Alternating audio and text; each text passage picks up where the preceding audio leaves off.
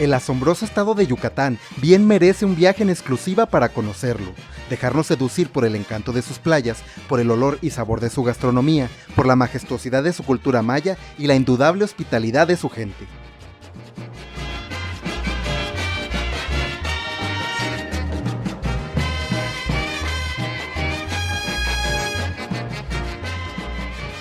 La región de Yucatán tiene en su territorio algunos de los lugares más visitados de México, imprescindibles a todas luces, como su hermosa capital Mérida, considerada la ciudad más segura del país, Chichén Itzá, una de las 7 maravillas del mundo moderno, la ruta de los cenotes o los yacimientos arqueológicos de Sibilchaltún, Mayapán, Ekbalam, Labná o Uxmal. Algunos de sus nombres son difíciles de pronunciar, pero su impresionante y majestuosa belleza nos cautivará.